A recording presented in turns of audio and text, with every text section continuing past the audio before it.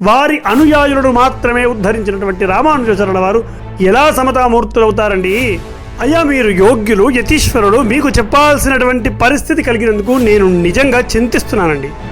చూడండి, ఏదో శంకరాచార్యుల వారు 4 మఠాలు ఏర్పాటు చేశారు 4 దిక్కుల్లోనూ, చతురామ్నాయ పీఠాలు అని అంటుంటారు. శంకరాచార్యుల వారి కాలంలో పంచాయతనం ఆయన ఆరాధన చేయలేదు. ఆయన నారాయణ పరాయణుడు. రామానుజాచార్యుల వారి కాలంలో శైవ రాజ్యాధిపతులు రాజ్యాలు ఏలుతున్నటువంటి కాలంలో వారికి జనబలం కావలసి వచ్చి వైష్ణవుల సంఖ్య తక్కువగా ఉందని వాళ్ళు గుడికి లేదా భగవదర్చనలో దేవాలయాల్లో ఉండిపోవడంతో మీకు ఈ ప్రామాణికాలు అక్కర్లేదా? ఎవరు రాసినటువంటి అప్రమాణికమైనటువంటి గ్రంథాలను చదువుతూ వాటిని ఇలా కేవలం వైష్ణవ అనుయాయులను మాత్రమే ఉద్ధరించారండి. వీరెలా సమతామూర్తి అవుతారండి? ఇతర పంచమతాలు కూడా ఉన్నాయి కదా వారున్నప్పుడు. వారిని ధరింపజేయడానికి ఏ ఒక్క రచనైనా చేశారా? అప్రమాణికమైనటువంటి కథలను చదివే ముందు ఇలాంటి యథార్థమైనటువంటి ప్రామాణికమైనటువంటి శ్లోకాలను వాటిలోని ఆంతర్య కథలను కూడా చూస్తే మీకు అర్థమవుతుందండి. నారాయణ మంత్రాన్ని ఉపదేశించారు ఎవరికి? వారి అనుయాయులకు మాత్రమే. వైష్ణవాన్ని అనుసరిస్తూ ఆయా దేవాలయాలకు వస్తున్నటువంటి అనుయాయులను మాత్రమే. ఆ రకంగా జన సమీకరణ చేశారు. స్వామి కార్యం స్వకార్యం 2 అయ్యాయి. గతంలో చిన్నజీయర్ స్వామి వారు ఆ శివద్వేషాన్ని ఎన్నోసార్లు ప్రకటించారు, ఎన్నోసార్లు వ్యక్తం చేశారు. ఆ విషయాలన్నింటినీ నేను గతంలో వీడియోల రూపకంగా చెప్పడం జరిగింది. ప్రతిదీ కూడా ప్రామాణికతతో వివరించాను.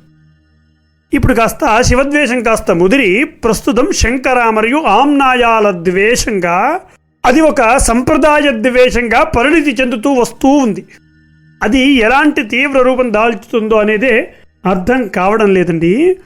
నేనెందుకు ఈ మాట అన్నానంటే, ఈ మధ్య 2 రోజులుగా జరుగుతున్నటువంటి ఈ శంకరాచార్య వివాదం ఏదైతే ఉందో మీరందరూ చాలా వీడియోల్లో వినే ఉంటారు, చూసే ఉంటారు. అయినా నా వంతుగా ఒక చిన్న ప్రామాణికతతో శంకరాచార్యుల వారిపై పడ్డ ఈ అభియోగానికి బదులు చెప్తూ కొన్ని వాస్తవాలను, యథార్థాలను ఇక్కడ మీకు వివరించే ప్రయత్నం చేస్తున్నాను. మనం మాట్లాడుకుందామండి. అన్ని విషయాలు ఈ వీడియోలో మనం మాట్లాడుకుందాం. గతంలో చిన్నజీయర్ స్వామి వారు జగద్గురు శబ్దంపై మాట్లాడిన అంశాన్ని కూడా మనం ఒక్కసారి గుర్తు తెచ్చుకొని దాని గురించి చర్చిద్దాం. నిజంగా ఎవరు సమతామూర్తులు, ఎవరికి సమదృష్టి ఉన్నది, ఎవరు జగద్గురు శబ్దానికి అర్హులు అనేది అన్ని విషయాలను మాట్లాడుకుందాం. కానీ ముందు వారు మాట్లాడినటువంటి ఈ అంశం ఏదైతే ఉందో దానికి మనం ప్రామాణికమైనటువంటి సమాధానాన్ని చెప్తూ మాట్లాడుకుందాం. 2 రోజులుగా కుదరక మరియు ప్రామాణికతతో చేయాలన్న అంశంతో, అదే ఉద్దేశంతో కాస్త ఆలస్యంగా వీడియో చేయాల్సి వస్తుంది. అన్యథా భావించకండి. వీడియోని అందరికీ షేర్ చేయండి, లైక్ చేయండి. ముందు చిన్నజీయర్ గారు ఏమన్నారు, దానికి ప్రామాణికమైనటువంటి నిరూపణలు ఏమిటో చూపించుకుంటూ తర్వాత మిగతా విషయాల్లో మనం మాట్లాడుకుంటూ ఉందాం. ముందు వారు ఏమన్నారో విందాం. చాలా మంది చెప్తుంటారు చూడండి, ఏదో శంకరాచార్యుల వారు 4 మఠాలు ఏర్పాటు చేశారు 4 దిక్కుల్లోనూ, చతురామ్నాయ పీఠాలు అని అంటుంటారు. ఈ చతురామ్నాయ పీఠాలంటే పూరి జగన్నాథంలో 1, ద్వారకలో 1, జ్యోతిర్మఠంలో 1, శృంగేరిలో 1, ఇలాగ 4 మఠాలు ఏర్పాటు చేశారు. శంకరాచార్యుల వారు ఏర్పాటు చేయలా. శంకరాచార్యుల వారు 32 ఏళ్ల వయస్సులో ఉత్తర భారతానికి వెళ్ళారు, హిమాలయాల్లోకి. తిరిగి వచ్చిన చరిత్ర లేదు. అంచేత మళ్ళీ ఆయన వచ్చి మఠాలను ఏర్పాటు చేయడం అనేటటువంటిది that's not the right story. విన్నారు కదా, చతురామ్నాయ పీఠాలను శంకరాచార్యుల వారు స్థాపించలేదు అన్నారు కదా. దీనికి వారు ఆమ్నాయ ప్రామాణికాలు చదివి ఉండరు. ఊహాకారుల అప్రమాణికమైనటువంటి కథలనే వారు విని ఉంటారు, దాన్నే చదివి ఉంటారు, దాన్నే ఇలా ప్రకటిస్తూ వస్తున్నారు. ఈ ఆమ్నాయ మఠానుశాసనం అనేటువంటి గ్రంథం రాసినటువంటి శ్లోకాన్ని, దాని అర్థాన్ని ఒక్కసారి మీరే వినండి, మీరే చూడండి. చతుర్ష్వామ్నాయ పీఠేషు వేదాంతార్థ ప్రకాశకాన్ స్థాపయామాస శంకర లోకానుగ్రహకాంక్షయా. దీని అర్థం ఏమిటో తెలుసా? లోక కళ్యాణార్థం, లోక కళ్యాణం మరియు ప్రజల అనుగ్రహం కోరి, లోక కళ్యాణకాంక్షాయ. అర్థమైందా? శంకర అంటే ఆదిశంకరాచార్యుల వారు వేదాంత ప్రకాశకాన్ అంటే వేదాంత అర్థాలను ప్రకాశింపజేసేందుకు లేదా బోధించేందుకు చతుర్శ్వామ్నాయ పీఠేషు నలుదిక్కులలో 4 వేదపీఠాలను స్థాపయామాస అంటే స్థాపించారు. ఇంత స్పష్టంగా మఠామ్నాయ శాసనం చెప్తూ ఉంటే అలా ఎలా మీరు విడదీసేటువంటి వ్యాఖ్యలు చేస్తున్నారండి? నిన్నటి ప్రసంగంలో బంగారయ్య శర్మ గారు చెప్పినటువంటి మాధవీయ శంకర దిగ్విజయం అనేటువంటి గ్రంథ ప్రస్తావన చేశారు వారు వ్యాఖ్యానంలో. కానీ శ్లోకాన్ని పూర్తిగా ఇవ్వలేదు, నేను ఇక్కడ ఇస్తున్నాను చూడండి. ఆ గ్రంథంలో శిష్యాంశ చతురోముఖ్యాన్ దిక్షు స్థాప్య మహామతి ఆమ్నాయ పీఠ సంస్థాప్య లోక సంరక్షణాయ చ. దీని అర్థం ఏమిటో తెలుసా? మహామతి అయినటువంటి శంకరుడు తన 4 ముఖ్య శిష్యులను 4 దిక్కులలో స్థాపించి ఆమ్నాయ పీఠాలను ఏర్పరిచి లోక సంరక్షణార్థమై ఒక వ్యవస్థను ఏర్పరిచారు అని ఎంత స్పష్టంగా ఉందో చూసారా? అలాగే మరో గ్రంథం ఆనందగిరి శంకర విజయంలో అనే గ్రంథంలో చతురామ్నాయ పీఠాని కృత్వా భూమండరే గురు వేదాంత మార్గమాదాయ తిష్టత్యద్యాపి శాశ్వతం అని అన్నారు. దీని అర్థం ఏమిటంటే గురు అంటే శంకరుడు భూమండలంలో 4 ఆమ్నాయ పీఠాలను ఏర్పాటు చేసి వేదాంత మార్గాన్ని స్థాపించాడు. ఇవన్నీ కూడా శంకరుల వారు మాత్రమే ఈ పీఠాలను స్థాపించారు అని స్పష్టంగా ప్రామాణికంగా చెబుతున్నాయి. దయచేసి ఎవరో అప్రమాణికమైనటువంటి వారు చెప్పిన లేదా రాసినటువంటి కథలను చదివి ఇలాంటి వ్యాఖ్యలు చేయడంపై ఏం మాట్లాడాలో కూడా నాకు అర్థం కావడం లేదు. ఎవరు ఏర్పాటు చేశారు? తర్వాత కాలంలో 13వ శతాబ్దంలో మన విజయనగర మహాసామ్రాజ్య సంస్థాపకులైనటువంటి హరిహరరాయలు, బుక్కరాయలకి గైడ్గా ఉండేవారు విద్యారణ్య స్వామి. వేద భాష్యాలని రచించినటువంటి మహాపండితుడు ఆయన. వేదాంత దేశికుల వారి యొక్క సహాధ్యాయి ఆయన. విజయనగర మహాసామ్రాజ్యాన్ని ఏర్పాటు చేశాడు. ఆయన ఏర్పాటు చేశారు ఈ 4 పీఠాలని ఆయన కాలంలో. విన్నారు కదా, చాలాసార్లు కంచి పీఠాధిపతులు మరియు శృంగేరి ఇత్యాది శంకర పీఠాధిపతులు వందలాది ప్రసంగాలలో అనేక మార్లు చెప్పినటువంటి అంశము శంకరాచార్యుల వారు ఉత్తర సర్వజ్ఞ పీఠాన్ని అధిష్ఠించడానికంటే ముందే వారు ఆదిశంకరాచార్యుల వారు 3 సార్లు ఈ దేశయాత్ర చేశారని మనం అనేక మార్లు విన్నాం కదా. ఉత్తర సర్వజ్ఞ పీఠాన్ని అధిష్ఠించడానికంటే ముందే మొదటి యాత్రలో అందరినీ జయించి 2వ యాత్రలో ఈ 4 ధర్మపీఠాలను ప్రతిష్ఠించి స్థాపించి అక్కడ తన 4 శిష్యులకు ఒక్కొక్క పీఠానికి అధిపతులుగా చేసి ఆ తర్వాత దక్షిణ సర్వజ్ఞ పీఠమైన కంచిని వారు అధిష్ఠించారు అని కంచి మఠామ్నాయ శాసనం మరియు గోవిందనాథుని శంకర చరిత్ర చెబుతుంది. ఒక్కసారి దానికి ప్రామాణికమైన శ్లోకాలు వినండి, మీకే అర్థమవుతుంది. భూమే ప్రదక్షిణం కృత్వా రామసేతు మవాపసః. దీని అర్థం ఏమిటో తెలుసా? భూమి ప్రదక్షిణము సంచరించి అంటే దేశ విహారము చేసి ఆయన రామసేతువుకు చేరాడు. రామసేతును దర్శించడానికి చేరారు అక్కడికి, రామేశ్వరం. స్నాత్వా తీర్థ యథావత్తై శిష్యే సహ యతీశ్వర. దీని అర్థం వినండి. యతీశ్వరుడు అంటే సన్యాసులలో శ్రేష్ఠుడైన వాడు తన శిష్యులతో కలిసి విధిగా తీర్థంలో స్నానం చేశారు. గంగాతోయాభిషిక్తంచ రామనాథం సనామక అని. దీని అర్థం ఏమిటంటే గంగాజలంతో అభిషేకం చేయబడిన రామనాథేశ్వరుణ్ణి ఆయన ఆ రామనాథేశ్వరుడికి అంటే రామలింగేశ్వర స్వామి వారు ఆయన ఇక్కడ ఉన్నారు కదా, రామనాథేశ్వరుడికి ఆయన నమస్కరించారు. తతః కాంచీపురం గత్వా సర్వజ్ఞో యతి పుంగవ. తర్వాత సర్వజ్ఞుడైనటువంటి యతి పుంగవుడు కాంచీపురానికి వెళ్ళాడు. ఎంత స్పష్టంగా ఉందో చూడండి. సర్వజ్ఞ పీఠ మారోఢు మైచ్చత్తత్ర విరాజితం. దీని అర్థం ఏమిటో తెలుసా? ఇది వినండి, ఇది ఖచ్చితంగా వినాలి అందరూ. అక్కడ విరాజిల్లుతున్నటువంటి సర్వజ్ఞ పీఠాన్ని, ఏదైతే కాంచీపురంలో ఉన్నటువంటి సర్వజ్ఞ పీఠాన్ని అధిష్ఠించాలనేటువంటి సంకల్పాన్ని చేశారు. వారు మొదటిసారి, గుర్తుపెట్టుకోండి, మొట్టమొదటిసారి దేశ విహారం పూర్తి చేసి రామసేతువుకి చేరి తీర్థస్నానం చేసి రామనాథేశ్వరునికి అభిషేకించి నమస్కరించి అనంతరం కాంచీపురానికి వెళ్ళి అక్కడ సర్వజ్ఞ పీఠాన్ని అధిష్ఠించాలనేటువంటి సంకల్పాన్ని చేశారని ఇంత స్పష్టంగా ఆ శ్లోకాలు చెప్తూ ఉంటే మనకు ఎందుకు ఇవి కనబడడం లేదు? మీకు ఈ ప్రామాణికాలు అక్కర్లేదా? ఎవరు రాసినటువంటి అప్రమాణికమైనటువంటి గ్రంథాలను చదువుతూ వాటిని ఇలా వ్యాఖ్యానం చేయడం వల్ల అదే ప్రామాణికంగా అనుసరిస్తున్నటువంటి శంకరాచార్యుల అనుయాయులను మీరు అవహేళన చేస్తున్నట్టు కాదా? వారి యొక్క సంప్రదాయాన్ని భక్తిని శంకిస్తున్నట్టు కాదా? ఇదే మాటను బలపరుస్తున్నటువంటి కాంచి మఠాంనాయ శాసనంలో ఒక పాదం ఉంది, అది చూడండి. అథక్షితేరద్భుత కాంచి మైక్షిత. ఇది శంకరభ్యుదయంలో చెప్పినటువంటి పాదం ఇది. అథ అంటే తరువాత, అంటే ఆపై, క్షితే అంటే భూమిపై, భూమికి చెందిన, అద్భుత అంటే ఆశ్చర్యకరమైన అద్భుతమైన, కాంచిం అంటే కాంచీ నగరానికి, ఐక్షిత అంటే చూశారు దర్శించారు, ఆపై భూమిపై అంటే రామనాథేశ్వరుడి పూజ అయిపోయిన తర్వాత అద్భుతమైనటువంటి కాంచీ నగరాన్ని దర్శించారు. ఎప్పుడు? మొదటిసారి దేశ సంచారం పూర్తి చేసుకున్న తర్వాత ఎంత స్పష్టంగా చెప్పారో. వారు వెళ్ళి మళ్ళీ తిరిగి రాలేదు అని ఇంత ఎలా అంటారండి? అలాగే ఆనందగిరి శంకర విజయ విలాసం 66వ ప్రకరణంలో మరింత స్పష్టంగా శంకరాచార్యుల వారి వ్యవస్థను కూడా చెప్తున్నటువంటి ప్రామాణిక శ్లోకాన్ని ఒక్కసారి వినండి. నిజ శిష్య పరంపరామాకల్పం కాంచీపీఠాది తత్తత్పట్టణ స్థాపనీం కృత్వా తన్మూలా దేవ సకల శిష్యేభ్యో మోక్ష మార్గోపదేశం. దీని అర్థం ఏమిటో తెలుసా?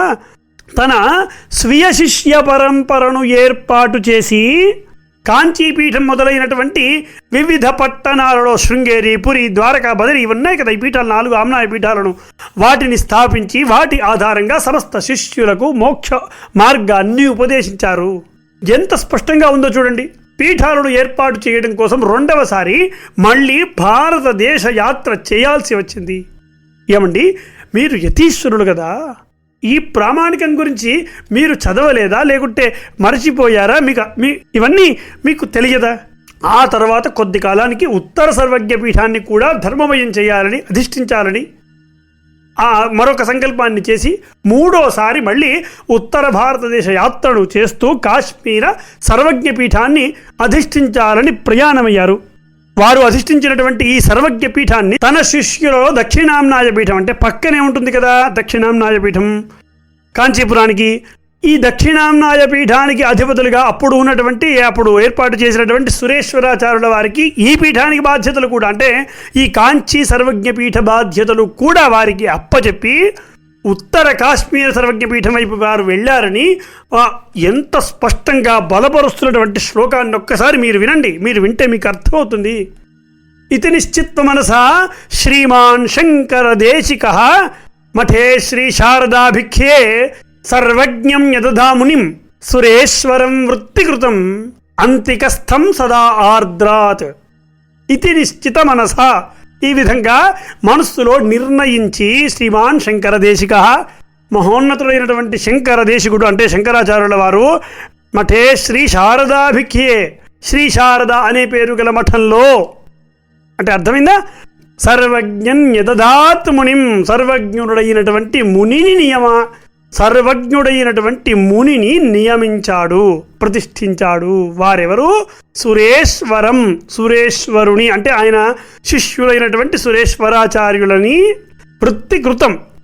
వారు బ్రహ్మసూత్రమైనటువంటి రచనలు చేశారు వారు కూడా సురేశ్వరాచార్యుల వారు. అలాంటి మహా ఉత్తముడైనటువంటి సురేశ్వరాచార్యుల వారిని ఇక్కడ కూడా, ఎందుకంటే అంతికస్థం అంటే తన సమీపంలో ఉన్న వారిని సదా ఆర్ద్రాత్ అంటే కరుణతో సానుభూతితో అక్కడ చేశారని ఈ విధంగా మనస్సులో నిర్ణయించుకొని శ్రీమాన్ శంకర దేశికులు శ్రీ శారదా అనే మఠంలో దక్షిణాంనాయ శృంగేరి పీఠంలో ఉన్నటువంటి సర్వజ్ఞుడైనటువంటి ముని సురేశ్వరాచార్యుని ప్రతిష్ఠించారు అని బ్రహ్మసూత్ర వృత్తిని రచించినటువంటి రచయిత వారు ఆ శిష్యులను తన సాన్నిధ్యంలో ఉంచి నియమించారు. ఆ తర్వాత అక్కడి నుండి ప్రయాణమై ఉత్తర భారతదేశానికి వెళ్ళి అక్కడ సర్వజ్ఞపీఠాన్ని అధిష్ఠించి కాశ్మీర సర్వజ్ఞపీఠాన్ని కూడా వారు అధిష్ఠించిన తర్వాత మళ్ళీ దక్షిణ భారతానికి తిరిగి రాలేదు, యాత్ర చేయలేదు అని స్పష్టమైనటువంటి నిరూపణలను మనకు కనబడుతున్నాయి. ఇదెందుకు మీకు కనబడలేదండి? అప్రామాణికమైనటువంటి కథలను చదివే ముందు ఇలాంటి యథార్థమైనటువంటి ప్రామాణికమైనటువంటి శ్లోకాలను వాటిలోని ఆంతర్య కథలను కూడా చూస్తే మీకు అర్థమవుతుందండి. శంకరాచార్యుల వారి కాలంలో పంచాయతనం ఆయన ఆరాధన చేయలేదు. ఆయన నారాయణ పరాయణుడు. ఆది శంకరాచార్యుల వారు అని చెప్పేటటువంటి మహనీయులు శుద్ధ వైష్ణవుడైన తత్వం అద్వైత తత్వం, కానీ ఆయన ఉత్తమ వైష్ణవుడు. ఆయన రాసినటువంటి వ్యాఖ్యానాలు ఉన్నాయి మనకి, భగవద్గీతకి, బ్రహ్మసూత్రాలకి, ఉపనిషత్తులకి. ఎందులో మనం చూసిన శుద్ధమైనటువంటి స్పష్టమైనటువంటి నారాయణ పరతత్వ ప్రతిపాదన ఆయన బల్లబుద్ధి చెప్పినట్టు ఉంటుంది. ఇంకా అక్కడక్కడ రామానుజుల వారికి కాస్త మొహమాట పడి సర్వేశ్వరేశ్వర అని వాడుతుంటారు, కానీ శంకరాచార్యుల వారికి అట్లాంటి మొహమాటాలు ఏమీ లేవు.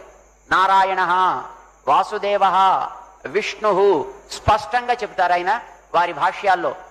విన్నారు కదా, ఇంత స్పష్టంగా మనకు శంకరాచార్యుల వారే స్థాపించారు అని ఇంత స్పష్టంగా మనకు యథార్థమైనటువంటి ప్రామాణిక శ్లోకాలతో తెలుస్తున్నప్పుడు విద్యారణ్య స్వాముల వారు ఏ విధంగా దీన్ని నిర్మిస్తారు, స్థాపిస్తారు? ఇది ముమ్మాటికి సముచితమైనదైతే కాదండి. అయ్యా, మీరు యోగ్యులు, యతీశ్వరుడు, మీకు చెప్పాల్సినటువంటి పరిస్థితి కలిగినందుకు నేను నిజంగా చింతిస్తున్నానండి.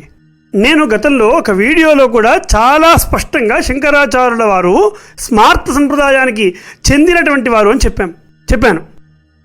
నేను ఒక ఆరాధ్యునైనప్పటికీ, అంటే శ్రౌత శైవుణ్ణైనప్పటికీ, ఆ సాంప్రదాయం అంటే, ఈ స్మర్త సంప్రదాయం అంటే మహా విశిష్టమైనటువంటి గౌరవం నాకుంది. ఎందుకంటే వారు విభూతి రేఖలు ధరించి మెడలో రుద్రాక్షమాలలు వేసి చూడటానికి ఒక శివరూపం కలిగే విధంగా వారి వేషం ఉంటుంది. కానీ ఆచమనం చేసేటప్పుడు కేశవాయ స్వాహ, నారాయణాయ స్వాహ, మాధవాయ స్వాహ అని నారాయణ శబ్దాన్ని పలుకుతారు వారు. అలాగే చదువుతారు. సంధ్యావందనంలో కూడా శివాయ విష్ణురూపాయ, శివరూపాయ విష్ణవే అని సమస్థానాన్ని చూపిస్తారు. వాళ్ళు చేసేటువంటి యజ్ఞాన్ని నారాయణార్పితం చేస్తారు. వారు చేస్తున్నటువంటి యజ్ఞ హవిస్సును సాక్షాత్తు నారాయణుడే స్వీకరిస్తున్నాడని యజ్ఞ నారాయణుడిగా సంబోధిస్తారు. ఏ దానం చేసినా మహావిష్ణు స్వరూపాయ అని చెప్పే దానం చేస్తారు. పూర్తి కఠోరమైనటువంటి శైవులు కానీ, లేదా శ్రౌత శైవ సంప్రదాయంలోనూ ద్రవిడ శైవ సంప్రదాయంలోనూ పూర్తిగా శివార్పితమే అని చేస్తారు. వారి యజ్ఞాలు, యజ్ఞ హవిస్సులు, యజ్ఞ ఫలాన్ని ఈశ్వరార్పితమే చేస్తారు. ఆచమనంలో కూడా శంభవే స్వాహ, శంకరాయ స్వాహ అని ఈ రకంగా శంకరనామాలే ఉంటాయి. పూర్తిగా శైవ సంబంధితమైనటువంటి కర్మలే చేస్తారు వాళ్ళకుంటాయి. అలాగే కఠోరమైనటువంటి వైష్ణవులు లేదా వైఖారతులు మీరు ఆచమనం చేసేటప్పుడు విష్ణుతత్వమైన నామాన్ని చదువుతారు కదా. సంధ్యావందనాది ఫలాలు కూడా కేవలం విష్ణువుకు మాత్రమే సమర్పిస్తారు కదా. కానీ అత్యంత మహోత్కృష్టమైనటువంటి ఈ స్మార్త సంప్రదాయంలో జన్మించినటువంటి శంకరాచార్యుల వారు వారికంటే ముందు నుండి స్మర్తులు ఆచరిస్తున్నటువంటి విధానమే ఈ పంచాయతన విధానం. అందరూ దేవతలకు సమానమైనటువంటి స్థానాన్ని ఇచ్చి, విష్ణుమూర్తికి, సూర్యుడికి, గణపతికి, శక్తికి సమానమైనటువంటి స్థితిని ఏర్పాటు చేసి మహోత్కృష్టమైనటువంటి అలా పూజించేటువంటి ఆచరణ అది. దానిని శంకరాచార్యుల వారు ప్రచారం చేశారు అంతే. అందుకే శంకరాచార్యుల వారు 6 రకాల రహదారులు వేశారు. ఆ కాలంలో ఈ సంప్రదాయాన్ని గట్టిగా ప్రచారం చేశారు. వారు రాసినటువంటి రచనలో విష్ణుతత్వం చాలా కనబడుతుంది అని అన్నారు కదా.